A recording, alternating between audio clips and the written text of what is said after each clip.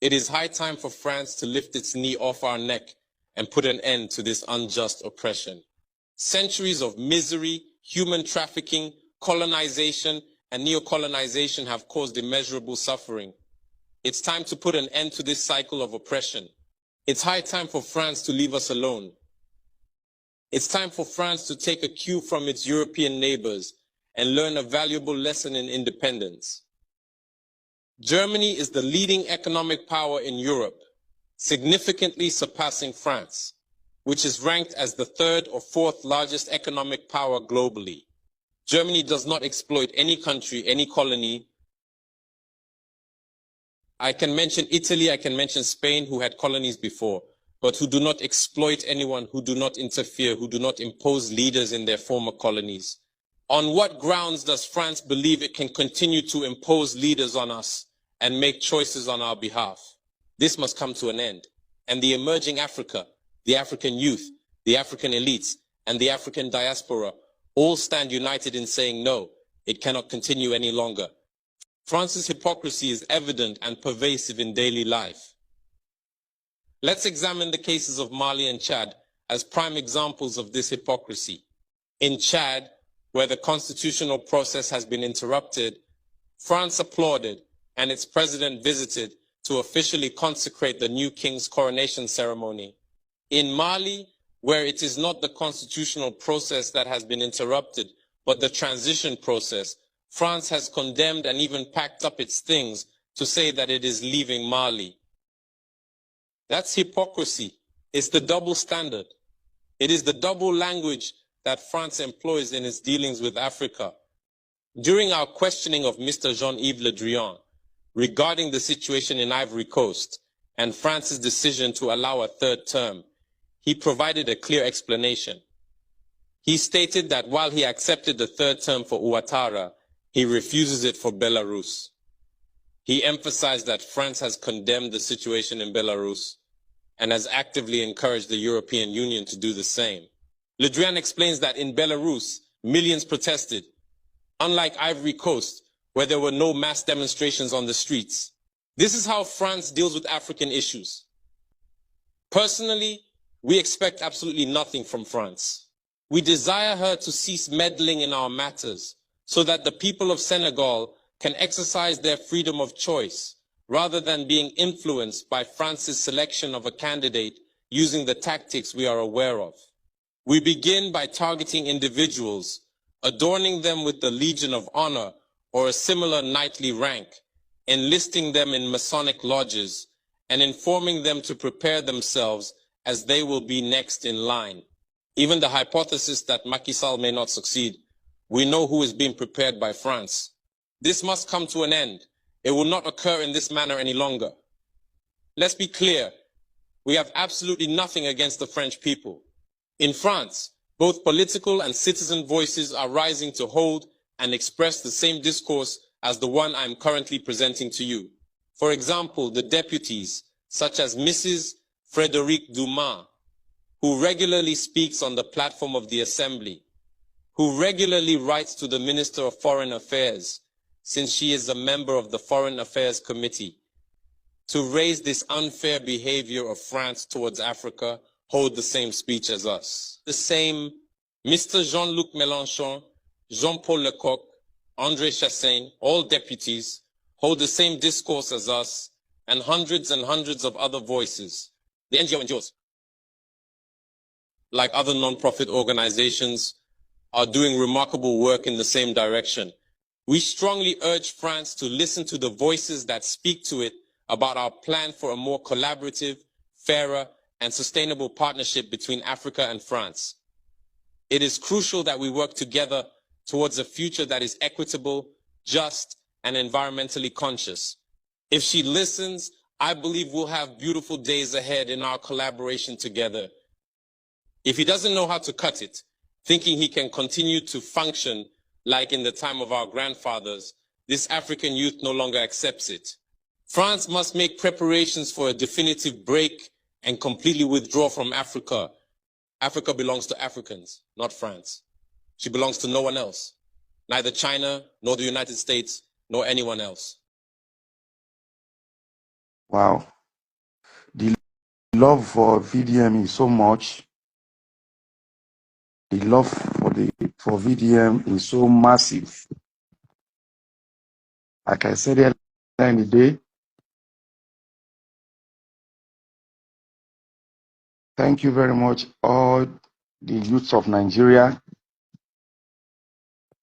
every ordinary man on the streets, those who love morality, everyone who loves what VDM is doing.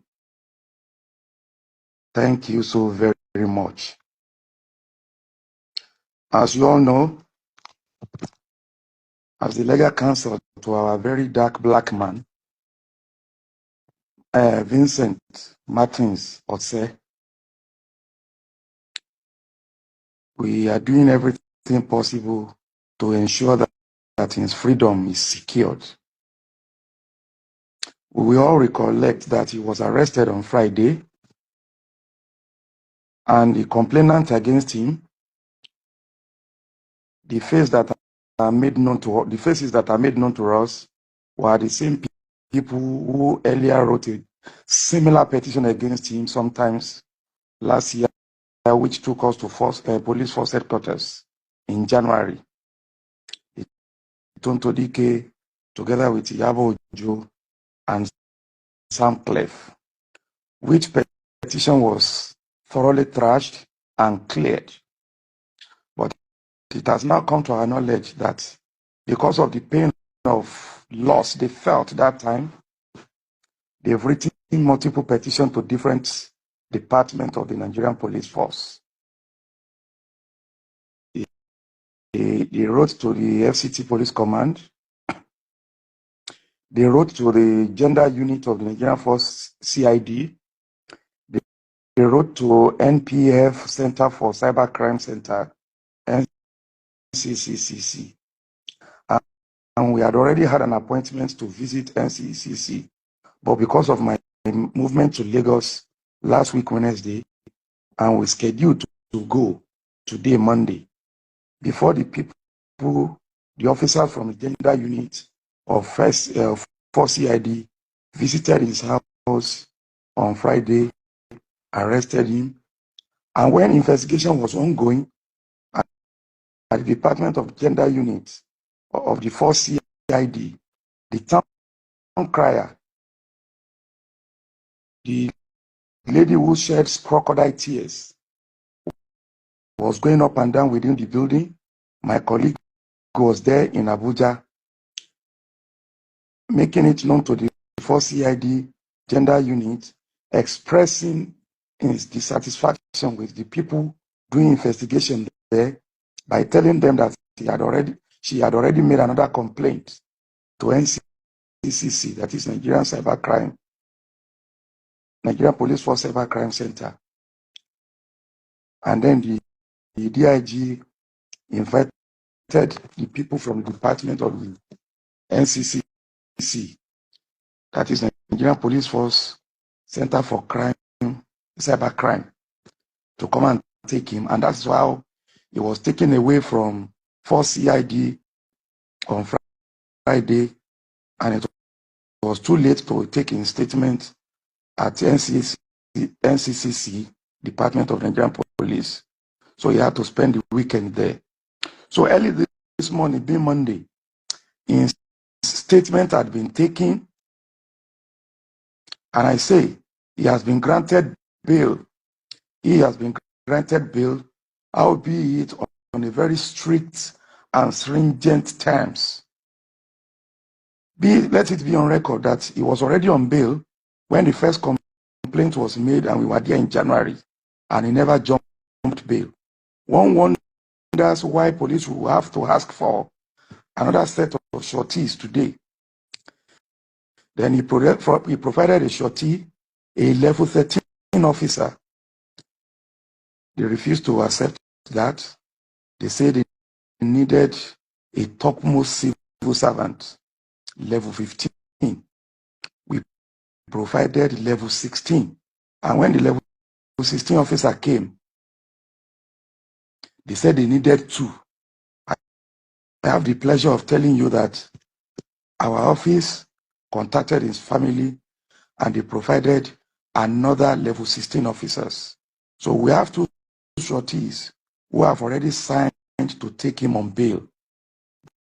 But what stopped his release today was that the police said they were waiting for their most senior officer.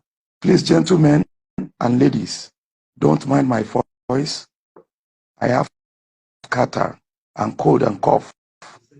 So hence my voice is like this. So everything is set to get him released. And we hope by tomorrow, when the head of the police department comes around,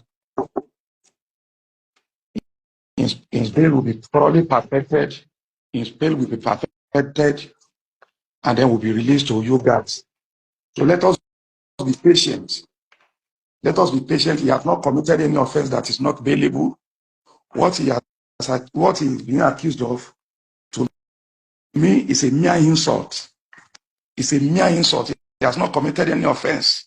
And one wonders, in this country, where we say we have a law against LGBT, one wonder why that law will be in existence and somebody will be in public displaying same-sex activities, enticing young people into homosexuality in a country that has a written law duly passed by National Assembly. Well, as far as I'm concerned, I believe there are forces outside this country that are funding, there are forces outside this country that are funding homosexuality, as African leaders are being compelled state by state with blackmail by Western world to accept homosexuality. It is against our culture and it's a total destruction of our value. It is a total destruction of our value and it is not acceptable to Nigeria. I believe the police, they will be professional enough to release your hero on bail.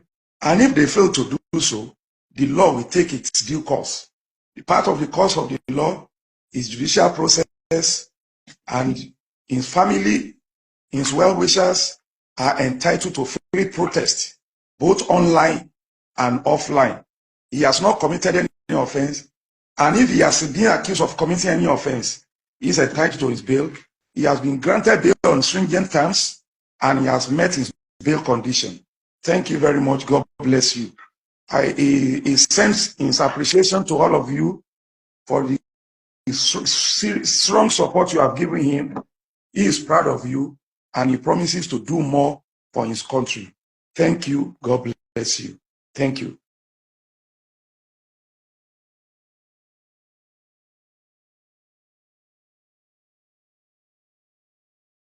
Thank you so very much.